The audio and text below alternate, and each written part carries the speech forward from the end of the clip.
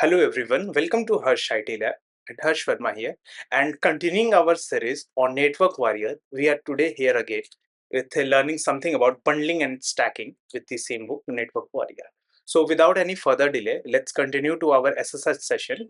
And for those who don't know, this is the book that we are going to study, and I am sharing only the key points that I feel relevant or which I was not known during my CCNA studies, and certainly it will be helpful in CCNP examination for which I am preparing. As you know, that today's topic is about port channel bundling and switch stacking, and because this book does not very explicit in detail about the bundling and stacking, but certainly shares some of few points, I recommend watching the switch stacking video of Jeremy IT Lab. And for those who are interested, I have definitely pinpoint this video in the description of this video as well. Okay, so I will be reading a few things from this notes which I prepared watching the Jeremy IT Lab video. Okay, so let's begin. That I noted in this chapter is all of the traffic destined for the server will traverse a single physical link in Ether channel. This means that a single user will ever get only 1 Gbps from the Ether channel at a time.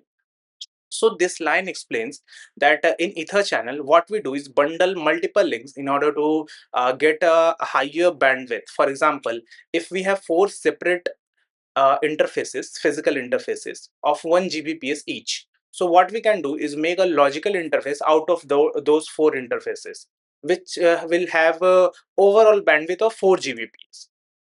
But when we were transferring information or data, what we will find that we get a maximum speed of 1 Gbps.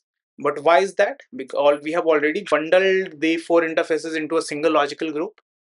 It is because by default the traffic flows on a per flow basis, and for a flow one single interface is picked by the Ether channel algorithm, and it will be used up to a maximum capacity. Okay, we have to do some form of planning by Ether channel load balancing. It offers some methods of load balancing on the basis of IP address, MAC address, or a combination of both. So we have to look that in detail. So I will certainly make a future shot what balancing methods available to us. The next line says that teaming, bonding, trunk, ether channel, port channel sometimes refer to the same things used by different system admins. We know that in different aspects of IT, every person uses their own terminology. Some systems use their proprietary technology for the same thing. For example, the keyword teaming is also used for Ether channel by Windows Server admin. When you open your control panel, there you can see there is an option. If your device supports multiple NIC card, you can pair multiple NIC cards into a single logical NIC card, and this is referred to as same as Ether channel. Bonding is the key term used by Linux admins. Trunk is also used by Unix admins. Ether channel and port channel are terms used in switching context, used by Cisco terminology, or basically switch or router vendor terminology. Okay. Next thing is that Ether channel does not perform load balancing automatically, which I have already stated that load balancing need to be configured manually, and it offers methods or types of load balancing, which we'll discuss in future. Next term is PAGP and LSCP are two Ether channel link negotiation protocol.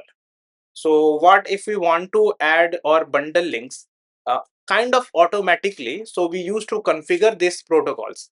PAGP stands for Port Aggregation Protocol, while LSCP stands for Link Aggregation Control Protocol. And PAGP is Cisco proprietary protocol, so you're more likely to find it on a Cisco device, while LSCP is industry standard protocol. Now, PAGP uses the desirable and auto modes, while LSCP uses the active and passive mode for negotiation. So, in desirable or in active mode, the port or interface actively seeks to be in a bundle, while in auto modes, it passively waits or wait until the other side of protocol initiates the Ether channel connection. Okay. So finally, in the interface configuration mode, we can use the command channel-group interface to assign an interface or a range of interface to that particular port channel. And finally, it says the channel across two physical switches in a stack is possible. So by default, or in the base level case, what happens is we can bundle the ports of a single switch. Okay, but if we want to make a ether channel to a multiple switch, we first have to make those switch in a stack, and we have multiple stacking types available. And here I'm referring to this notes that I prepared. We have switch stacking protocols available, such as VSS, which stands for virtual switching system. A few words about VSS here.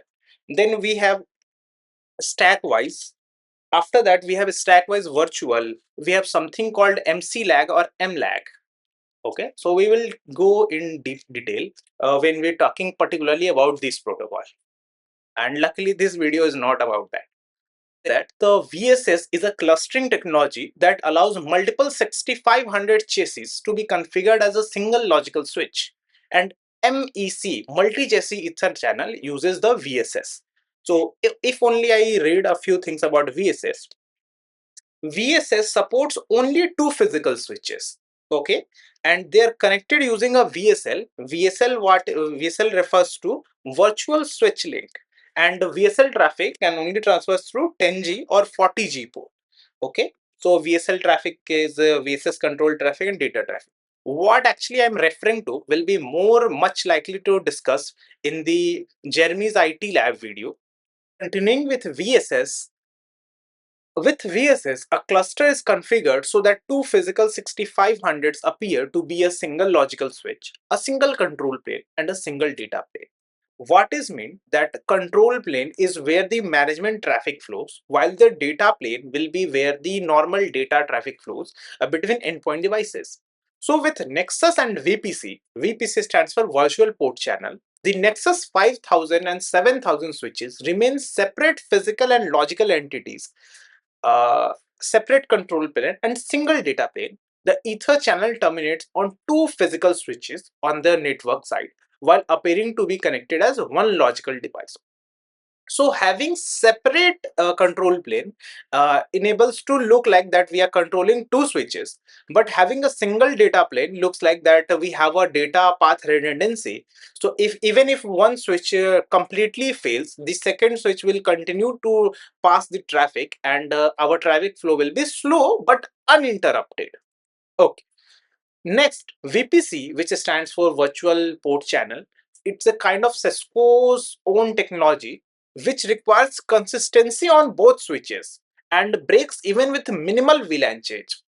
What it said that even if we configure two switches with exact same configuration, and I just want to add another VLAN on the switch 1, and for sure we will going to add that VLAN in the switch 2 as well, but even despite the nanosecond delay of adding VLANs from one switch to another, VPC breaks, and this is a very big problem in the production environment. So Cisco developed a feature called config sync, which automatically synchronize the configuration between the two VPC paired switches.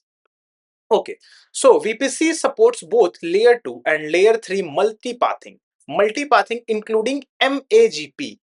And what does MAGP stands for? We have to Google it. Let me copy it, MAGP, and MAGP in MVPC. So MAGP stands for Multiple Active Gateway Protocol. Okay, we will see that in future video. So basically, I have already searched for multipathing when I was studying it, and multipathing is the networking and storage technique that utilizes multiple physical or logical paths between a source and a destination in order to increase bandwidth, redundancy, and fault tolerance. So it kind of understood a similar concept. While focus on layer 2 multipathing, though layer 3 capabilities may vary vendor implementation.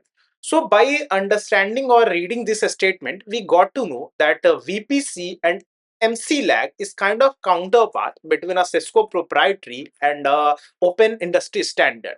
So if we are on a multi-vendor setup, so we got Arista switches, Juniper switches, HP switches. So what we can configure is MC lag because VPC won't be available in all of them switches.